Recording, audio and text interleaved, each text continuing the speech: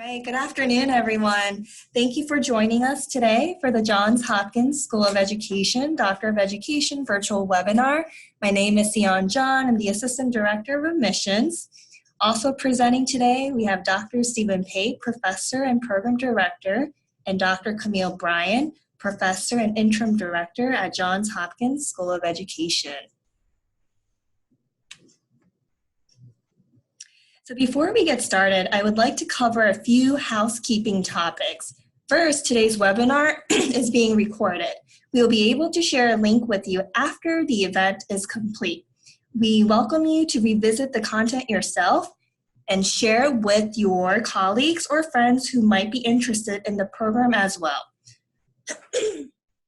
Also, please take a second to see if your mic is on mute right now. Please have your mic on mute at all times during the presentation. There will be a Q&A session at the end of the presentation. Please type your question in the chat box, and Dr. Pape, Dr. Bryan, and I will read and answer your questions. Next, I would like to share the agenda for today's virtual webinar. We will kick off the presentation sharing an overview of the Johns Hopkins School of Education. Then Dr. Pape and Dr. Bryant will introduce themselves and discuss an overview and details of the Doctor of Education program.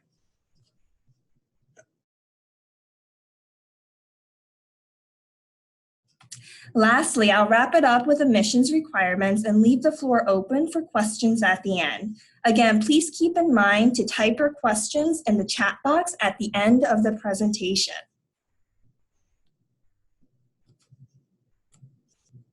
To start, quick facts about Johns Hopkins School of Education.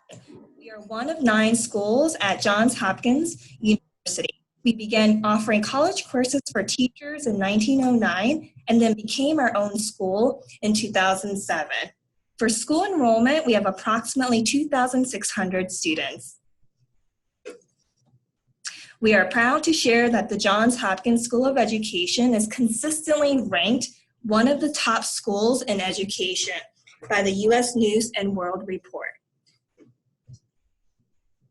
At this time, I'm going to hand the floor over to Dr. Pape and Dr. Bryant. They will introduce themselves and present on the Doctor of Education program. Hello, everybody. My name is Dr. Stephen Pape, and I'm a professor here in the School of Education and the director of the Doctor of Education program. My research focuses on technology-enhanced classroom contexts that support mathematical understanding and the development of strategic behaviors at the middle school. I also have become very interested in online learning and have been working in that area as well.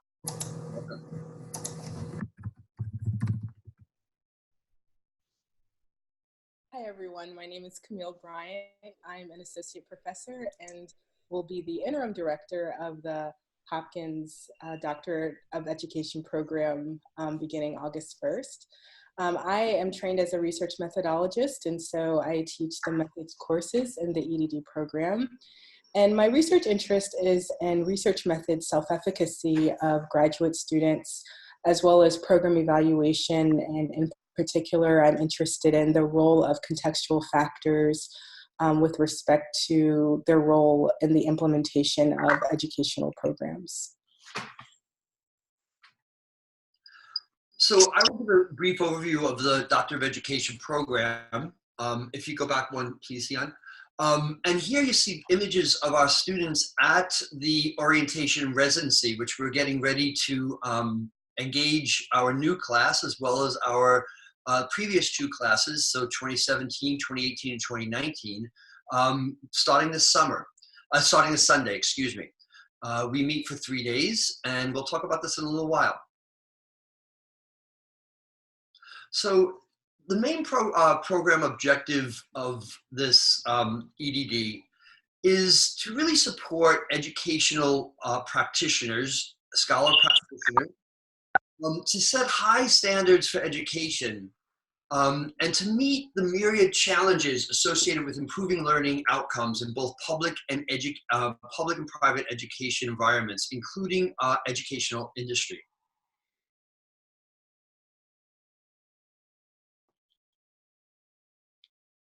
This program is really ideal for the experienced practitioner.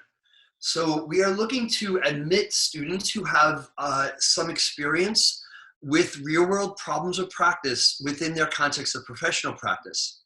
So in your application, this is a big part of the application, is the identification of a problem of practice that you have been wondering about within your context or working on within your context. We also support students to create powerful interventions based on research, informing us about what works within these contexts and in relation to specific aspects of the problem of practice that you identify. And finally, we train students to rigorously evaluate these changes within their context.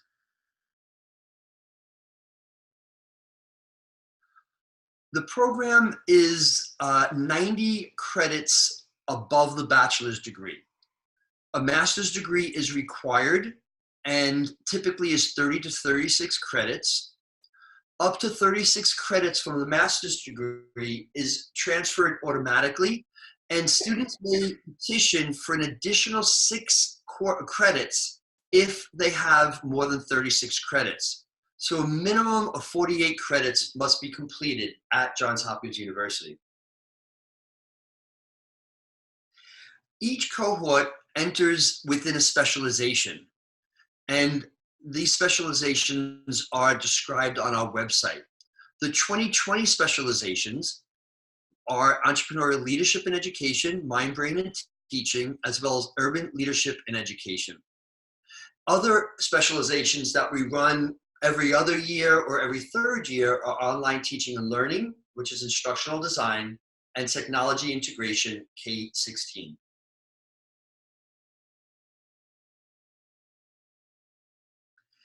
We're proud of the program that we have developed, and we're proud of its rigor, its relevance to your work within your context, and its potential for creating powerful interventions to really look at and to understand problems and to intervene in order to make educational change. Typically, the program is completed in a minimum of 3 years, but students are more and more opting for a 4-year option, and the dissertation must be completed within 7 years of starting the program. It is online, it's asynchronous, with some synchronous support. So courses will have several synchronous sessions over a semester, and there are a lot of other ancillary supports that work both asynchronously as well as synchronously.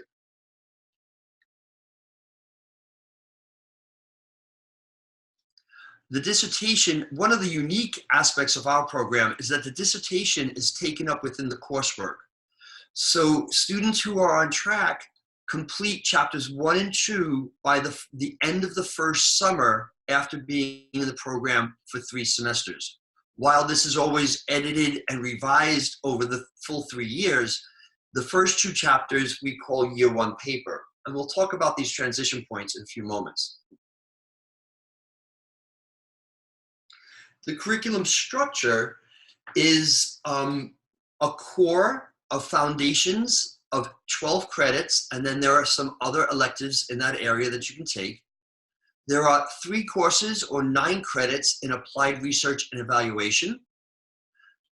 A specialization area, which I spoke about a few moments ago, is 4 courses or 12 credits, and then applied dissertation research for 9 credits.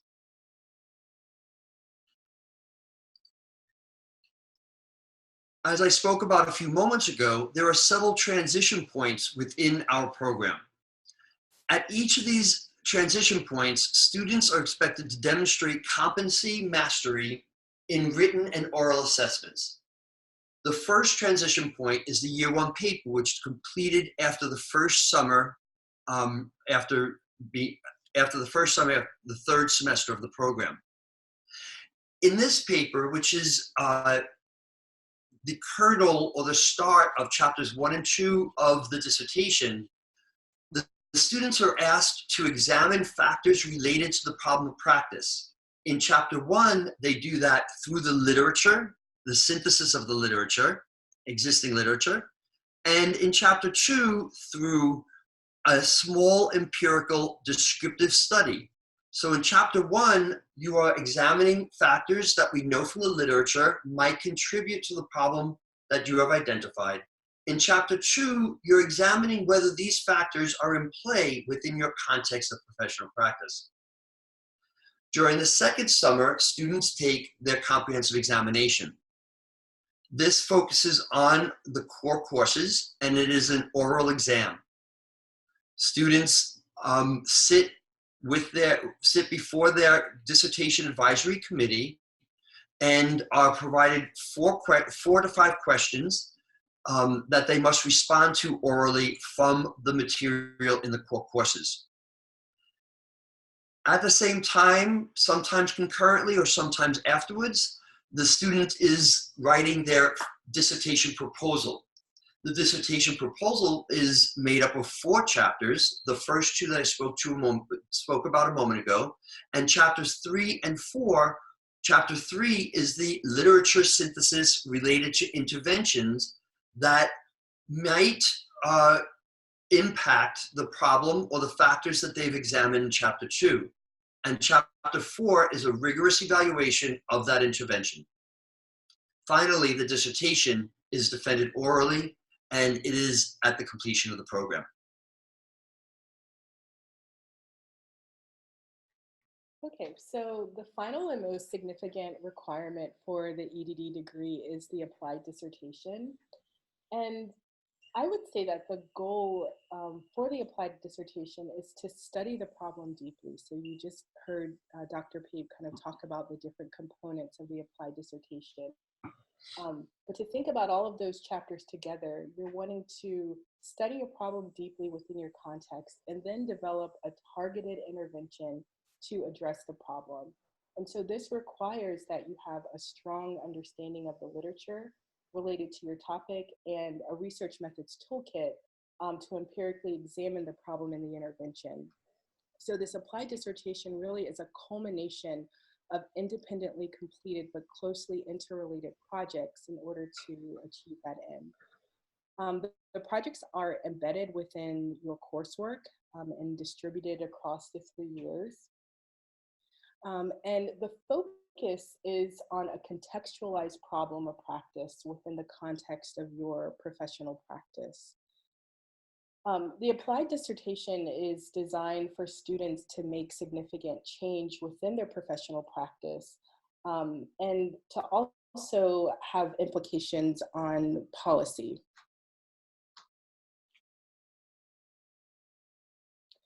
So in order for students to meet the requirements of the program to successfully navigate through those transition points that Dr. Pape talked about, all leading to the completion of that applied dissertation, it's really important for us as a program to be intentional about the support that we provide to students.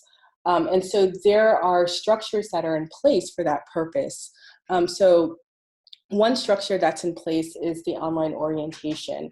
So prior to students' first fall semester, they are you would go through this online orientation where you're introduced to the technology that we use in the program, library resources, research methods, foundational topics, training on research ethics, just to name a few. And so you would complete that online orientation prior to matriculating in the fall. There's also a face-to-face orientation in a yearly residency, a face-to-face orientation and residency in Baltimore. And so this really is an opportunity for you to meet with peers in your cohort, to engage with faculty, and to also engage in workshops on various topics to support your work in the program. There's also a faculty lead, and the faculty cohort lead helps with navigating your courses, helping you to kind of acclimate to the program, and to provide general support as you're going through the program across these 3 years. There's also an assigned advisor. So every student has an assigned advisor that's assigned during your first year of the program. And they are essentially a content expert. And so they're providing feedback and direction as you complete these different dissertation components in your coursework, and really serving as your dissertation chair while you're in our EDD program. There are also library webinars on using, well, let me go back. There's the dissertation clinic. And the dissertation clinic is designed to support students in terms of their research methods, knowledge, and support. And so there are various asynchronous and synchronous supports that we provide for students. And the same is true for the writing clinic. So the writing clinic aims to support students in their writing. We know that academic writing can sometimes be challenging, and so that support is there for them to help them for their academic writing. We also have library webinars. Our librarians are wonderful about helping students kind of navigate the library resources, helping them with developing their literature reviews for the dissertation. And then we also have online resources such as the program and cohort sites, where you receive information and announcements specific to the program or to your cohort.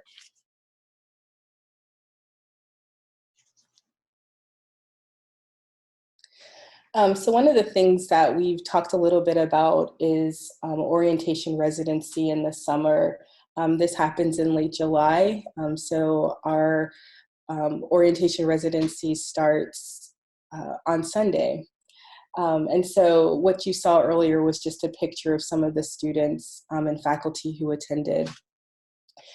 So the online orientation is mandatory. So those topic areas on, as I was saying earlier, those research methods, topics, and library resources, that online orientation is mandatory for students matriculating in the fall. And it usually opens on June 1st for students. And it must be completed by the time of the face-to-face orientation residency in order to remain in the program. So in addition to that online orientation that's mandatory, there's also the face-to-face orientation. So this happens in late July, as we talked about. It spans the course of 3 days. So students can either come to Baltimore and attend in person. It can also be attended electronically from a distance. And then there's residency. So after your first year, you would attend residency and again, engage with your peers and faculty to support the work that you would be doing in the upcoming year. So you would be attending workshops on a variety of topics to help towards that end.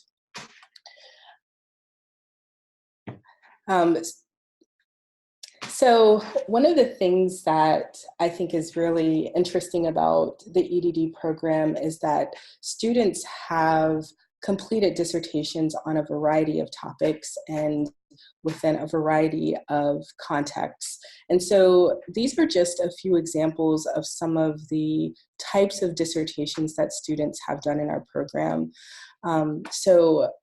A student completed a dissertation on example-based learning to develop information search skills in higher education in the Arabian Gulf. Another student did a study on HIV/AIDS infected young adults who are non-adherent with their medication. Another student looked at education for diversity and how to ensure teacher success in reaching culturally and linguistically diverse populations. We had another student do a study on entrepreneurship in Escribo, which is an ed tech company in Brazil. We've had students do studies on fostering self-regulated learning at an independent school. Another student looked at advisement models to support community college student enrollment and completion. And then another student looked at business and education partnership models of endurance. So you can see that we offer, our students complete a variety of research topics. They're looking at a variety of problems within their context, looking at these contextualized problems that are addressed by targeted interventions. And our hope is that as they graduate and complete our program, that they continue to explore problems in this way, developing these targeted interventions so that they can make meaningful changes within their context.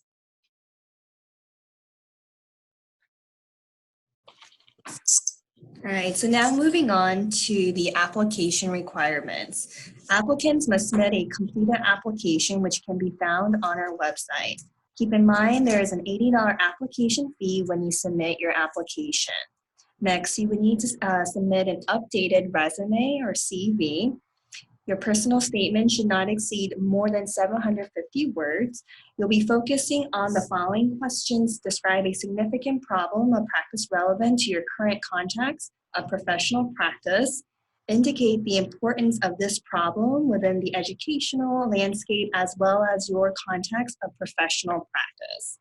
Discuss the potential underlying causes for or contributing factors relating to your problem of practice, and discuss the ways in which this problem aligns with your chosen area of specialization. Moving on, you should submit 3 letters of recommendation. These letters should include at least the following: a professor for your master's program who can speak on your competency to conduct rigorous scholarly work, and a school or organization official who can attest to your qualifications to pursue a doctorate degree, impact on your professional practice, and knowledge of and support for your area of research. Please keep in mind this letter should indicate the school organization official's understanding that you'll be doing research within your professional context. Next, the GRE is not a requirement for admissions consideration to the EDD program. It is optional for an applicant to submit a GRE test score as part of the application. However, submission of a GRE test score is an opportunity for an applicant to present additional evidence of the quantitative and verbal skills required for the doctoral level study. Official transcripts. We need all official transcripts, including institutions you may have taken courses but did not receive a degree. Again, this is from all post-secondary institutions that you have attended. Lastly, all applicants will be asked to complete a virtual interview after submitting their application. So this is a tentative admissions timeline. These are key tentative deadlines for next year. Application will open early September 2019. Application deadline will be around mid to end January. Please keep in mind, we would need all supporting material, which includes your official transcripts and also your letter of recommendations submitted by the state. Applications will be reviewed from January to mid-March. Finally, admissions decisions will be released mid-March. There are a few additional steps you need to take in order to complete the application process if you are an international student. You must submit a TOEFL or IELTS score. If your degree was completed outside of the US, you will need to complete a course-by-course evaluation. Additional information can be found on our website. The base tuition for the 2019-2020 academic school year will be $4,373 per 3-credit course for the first year of the program. Keep in mind, this excludes textbook course materials, graduation fee, and registration fee. Please note additional fees apply and are charged separately from tuition. We encourage you to view our tuition and fees page on our website for the most up-to-date information about tuition and fees so that you can understand the complete picture of the costs associated with becoming a student here at Johns Hopkins School of Education. If you are interested in applying for financial aid, we strongly encourage you to apply for financial aid when you start your application. Please note that recommended submission of the FAFSA application, which is next year, March 15. There are also limited endowed scholarships available. Application for the endowed scholarships, which are merit-based,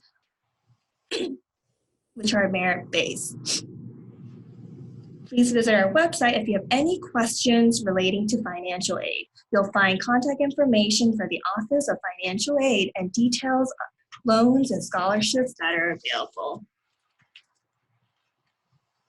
If you have any questions relating to your application, please feel free to email or call us. Also, this is the address you would need to use to send any supporting materials such as official transcripts. If you have any program-related questions, feel free to contact the Academic Program Coordinator, Kathy Chow.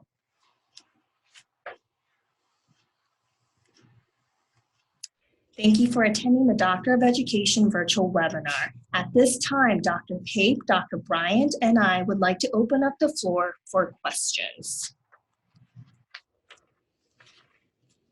So I see some questions in the chat, and I will start with some of them. Is there a requirement for when the master's program is completed? No, there is not a requirement, although we do look for folks who have experience within the field.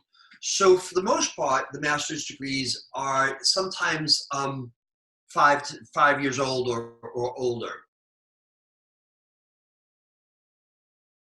I think the financial aid question was answered. There are both program scholarships that are based on your application, as well as the endowed scholarships that are available within the school.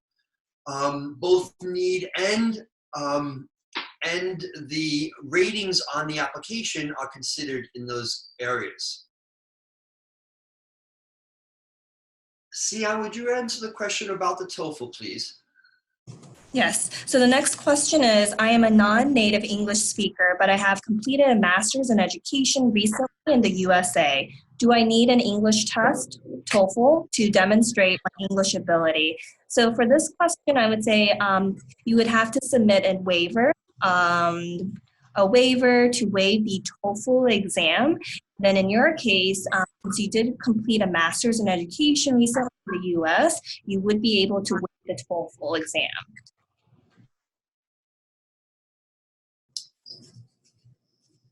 All right. Dr. Bryant, would you like to take a few?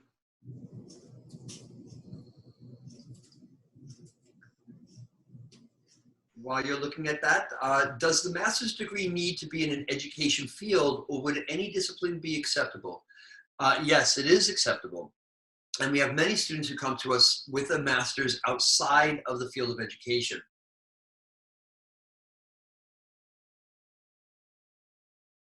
Okay, so is there any working experience requirement, like the number of years you have worked in the education industry?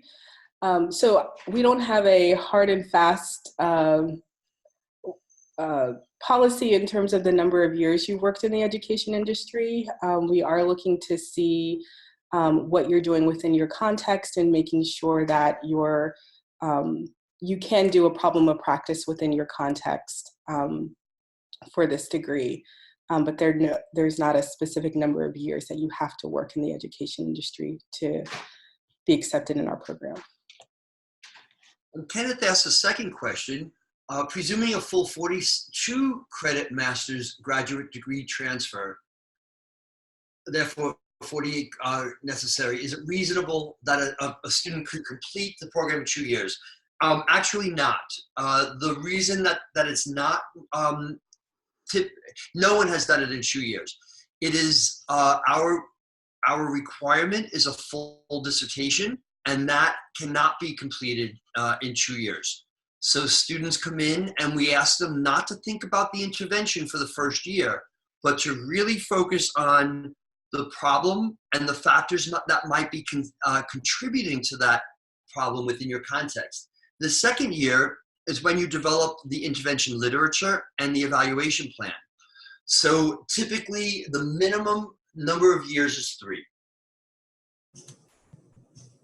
And the next question, Dr. Brian answered, and just in case for those who are on the phone, is there a residency requirement to be able to be accepted into the EDD online program? I'm not a resident of Maryland, I'm in Florida. So Lindsay, the answer to your question is that there is no residency requirement. Our students come all over from the US and also internationally. I see that Camille answered that question, sorry. So Kimberly Harris asks whether or not there are alternatives to the recommendation letters, given that a master's degree was completed some time ago. We do understand the situation, and we ask that you provide a letter from somebody who can speak to your capability within the doctoral program. It is best to have somebody who has instructed you, but there are alternatives, such as, for example, if you have taught an adjunct course at a university, that would be fine. Camille, do you have other alternatives? No, not that I can think of. Yeah, and so we really do want 3 letters, one that speaks from your context, that helps us understand that the individual understands that you will be collecting data and intervening within your context of professional practice. We need somebody who can tell us about your potential for being successful within a doctoral program. And then there's a third letter that could be across those 2, or could be another person from the context. It is really important that you have letters that speak specifically to your potential for doctoral work. Too often, applications are denied because the letters are very generic, they don't speak to our program, or they don't speak to the student's potential to be successful. We admit students who we want to be successful in the program.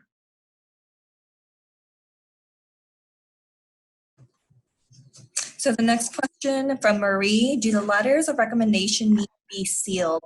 So when you start your application, Marie, you actually give us your recommender's email address, and from there we would, from the system, it would send a form, and your recommenders would fill out the form and it would come back to us.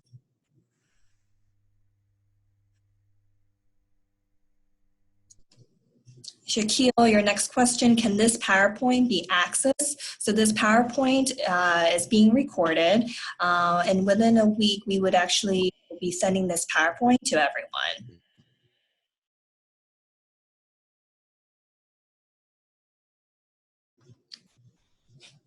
The next question we have is financial aid. Is financial aid also available for international students? So financial aid is available for students who are U.S. residents and also having a green card. Sian, can you speak to the monthly cost of attendance?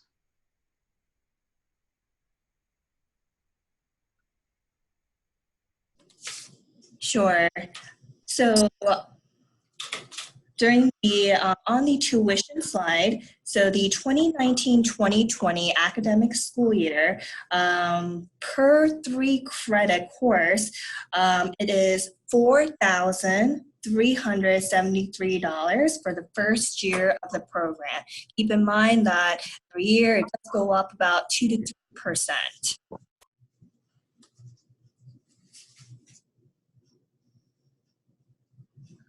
Catherine asks whether recommendation letters, are they an online form or a letter that needs to be submitted? The strongest letters are those that are written on letterhead and submitted as a separate form. there is a text box that may or may not be open. Sion, we closed that, didn't we? Sorry. Mm-hmm. Yes. So your recommenders must submit a letter on letterhead. Yes. So Catherine also asked if my professional context or work is changing. Should I ask my new employer to write a recommendation letter even though the relationship is somewhat new? So because you're going to be doing your research within the new context, I would recommend asking the newer employer to write the letter of recommendation, because we want to make sure that the person in your context is aware that you are going to be doing this research within this new professional context, and that they're aware and have an understanding of and can give us some feedback about the work that you would do and your ability within that context to do this type of work. And going back to the letter of recommendation, that I would like to clarify is that I mentioned that you would submit your recommender's email address and a form would be sent to your recommender. Your recommender also has the option to also submit a letter recommendation on a letterhead and attach to the form as well. The next question we have is, how much does the virtual interview factor in to acceptance? The virtual interview is part of the application process, so we look at your application holistically. So one does not weigh more than the other. So again, like I said, we do view your application holistically. So acceptance rate has been between 15 to 20%. We receive approximately between 350 and 400 applications a year. Sion, can you answer Shyam's question about the TOEFL for students who finish their degree in England? Right. So any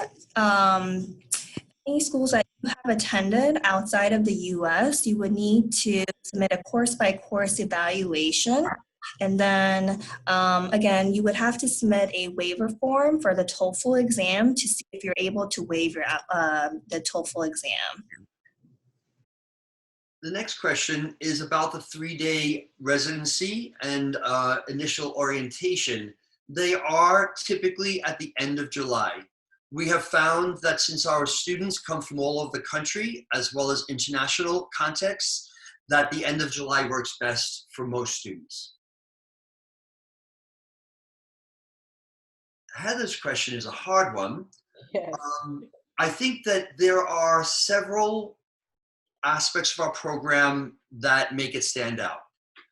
First, the goal is to support the scholar practitioner to understand issues in education from a systems perspective.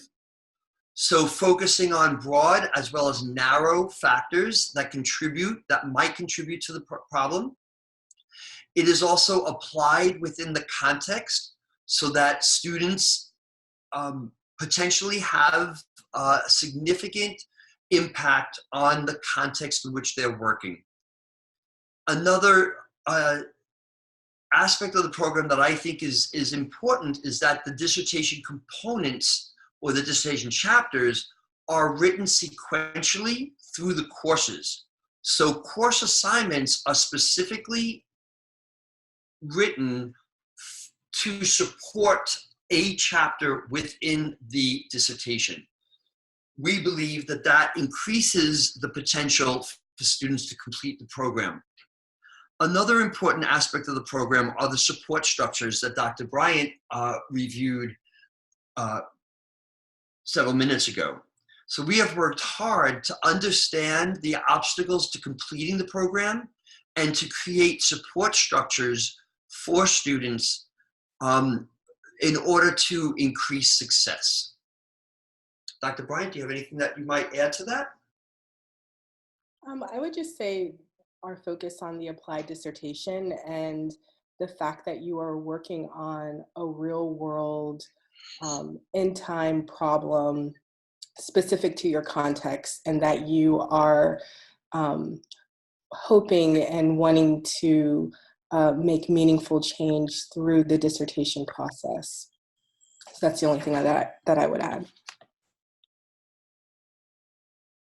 The next question we have is it possible to discuss the possible tracks from Amberine? So I would, you're speaking about the specializations, which is what we call them. The entrepreneurial leadership education is focused for the educational entrepreneur. Strategic partnerships, talent management, those sorts of ideas. The urban leadership program is focused on individuals who are interested in working within urban contexts and solving issues that they have noticed within urban contexts. All of our program as a whole has a strong social justice perspective, but in particular, the urban leadership has that perspective. The mind, brain, and teaching is really about the learning sciences, cognitive science, neuroscience, and its impact on educational context, and the ability to implement these sciences within classrooms.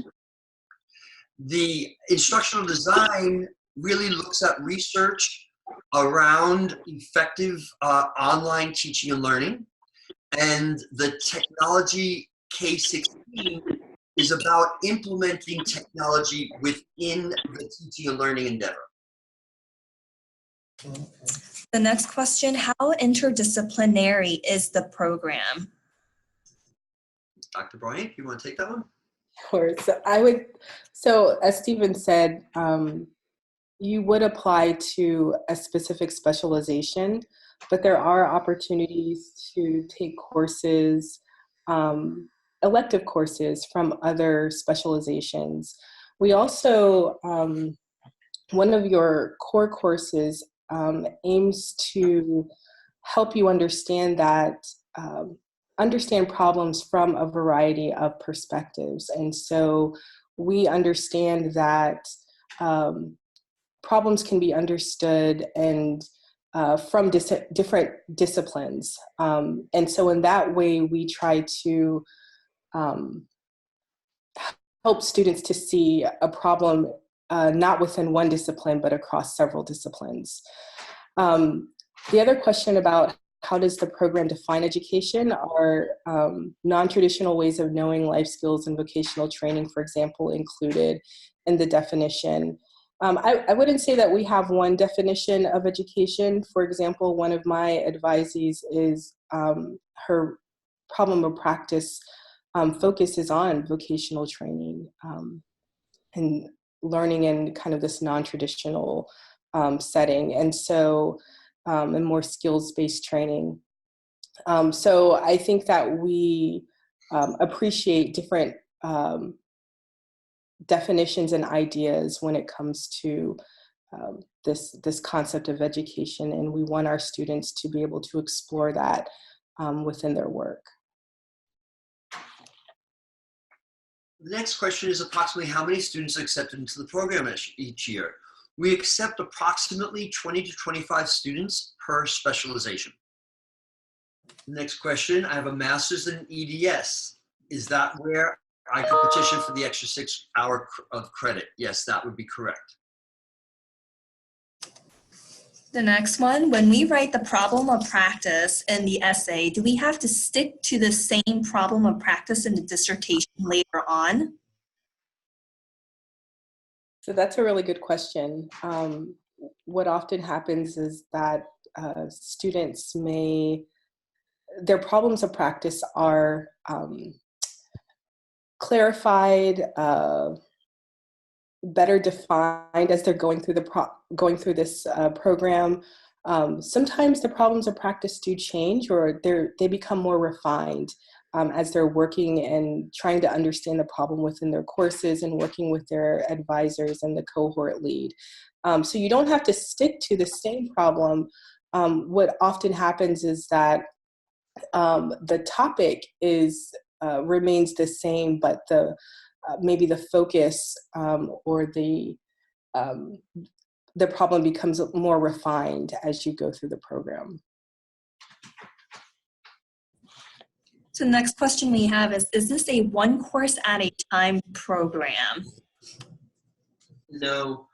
Students typically take 2 courses a semester, and in the summer they might even take 3 in order to complete the program in the 3 to 4 year allotment. 1 course a semester would not allow a student to complete the program in the 7-year requirement. Nicolette is asking, she has her master's in TESOL after teaching college level for 2 years.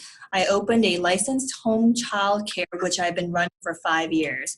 I am interested in studying early education for minority groups, including English language learners. Will my diverse experience hurt my application? Licensed childcare is not always viewed as a professional or teaching experience.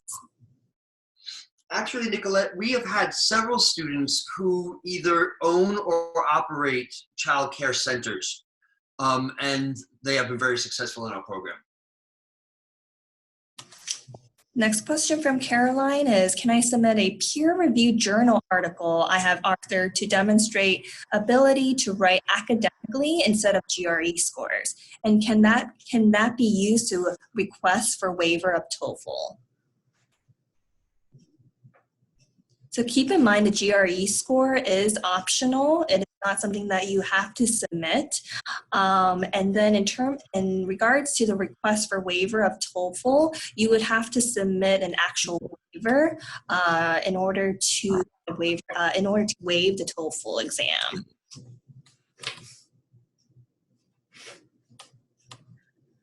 So Shaquille asked, I'm also interested in the course lineup. What would a potential schedule look like in cost? So keeping in mind the costs per course, students generally take 2 courses during the fall and spring semesters.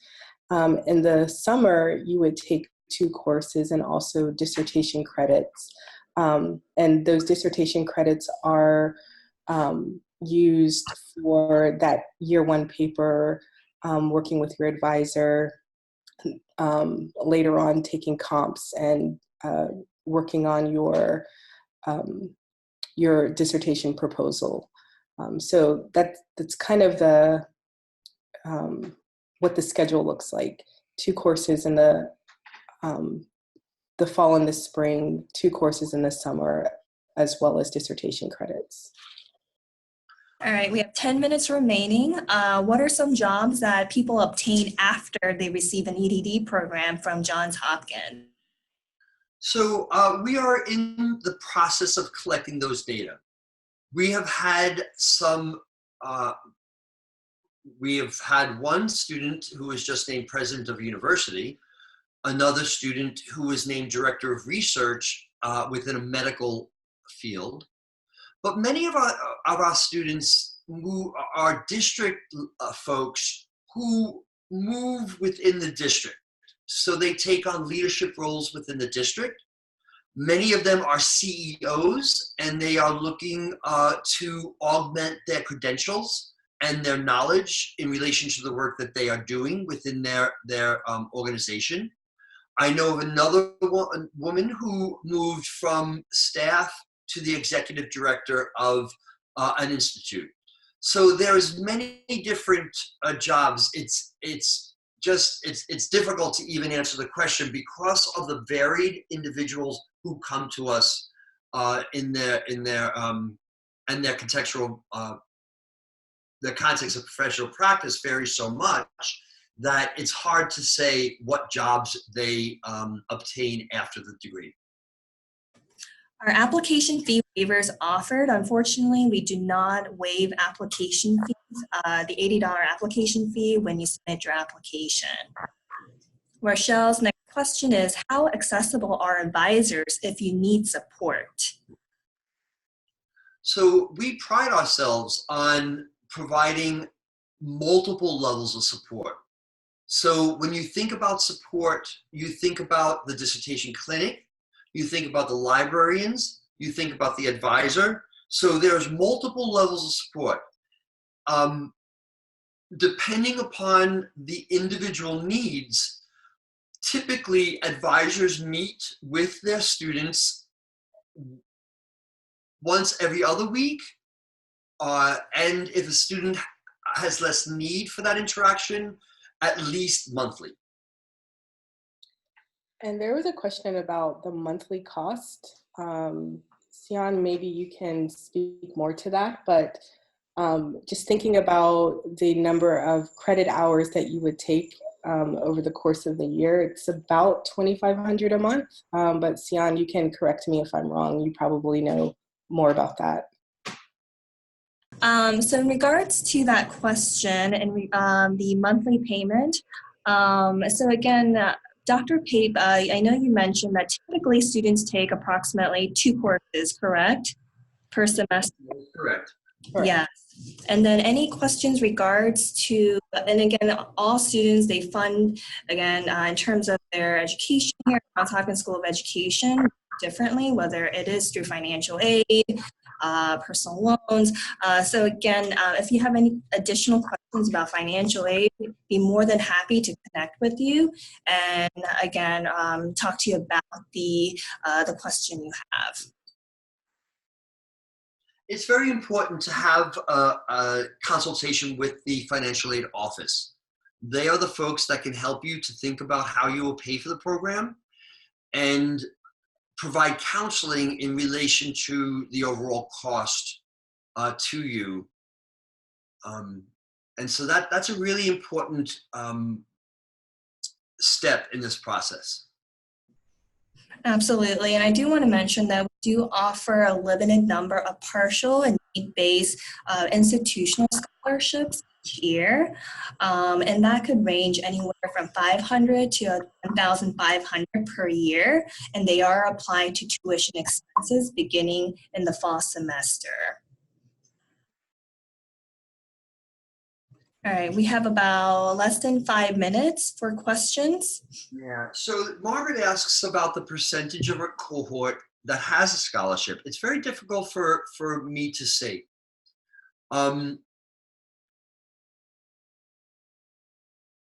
I would say 5 to 10%, perhaps, and that varies.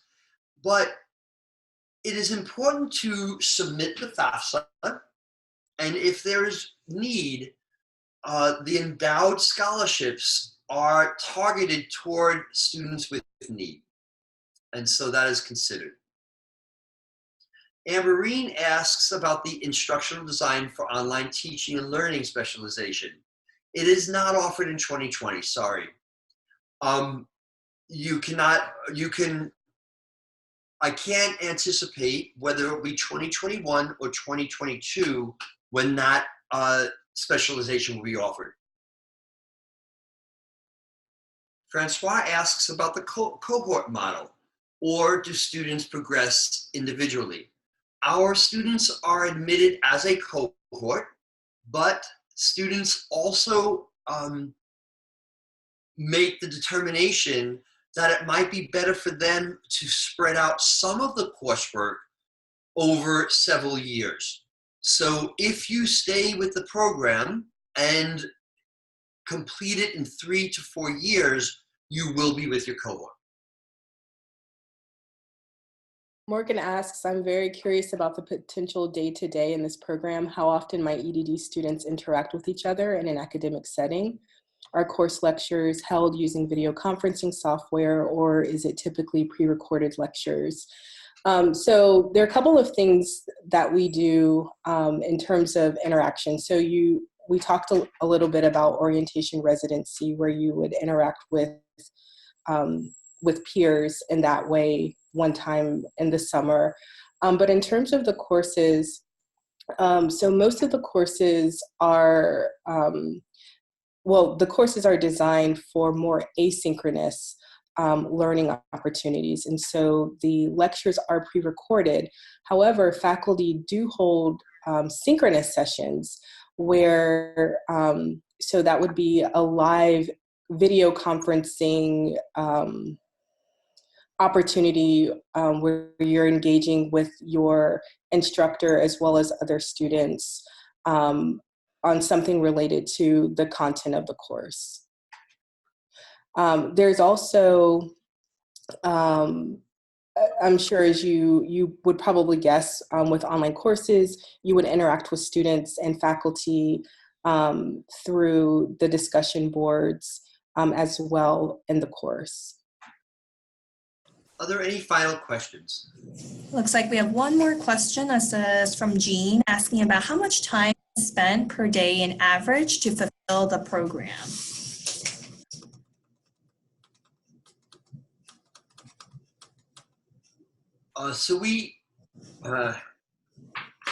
It depends. Per course, I think you need to anticipate a minimum 20 hours per week. Camille, is that your feeling? Yes, I would agree with that. Mm-hmm. It is an intensive program that is very rigorous. Oftentimes folks feel that an online program will be less work than a face-to-face program. And actually that sometimes is not true, because you need to come back to discussion boards, for example, and respond to folks who have responded to you. There are assignments over the week and there's reading over the week. Typically, our courses are organized in 2-week sessions.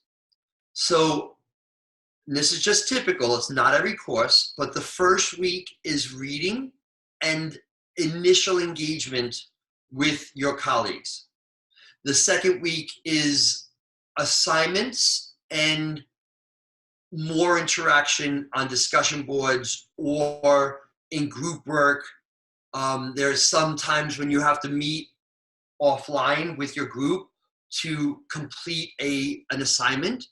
So it varies, but we have learned that for the working professional, 1-week sessions don't work because it's difficult to both read material and interact. So there's kind of a cadence to the courses where you're working on your reading for a while, and then you're interacting either through assignments or through discussion boards. All right, so the very last question, it is 5 o'clock. When does the application window open and close? So the application will open early September 2019, and then it will be closing end of January.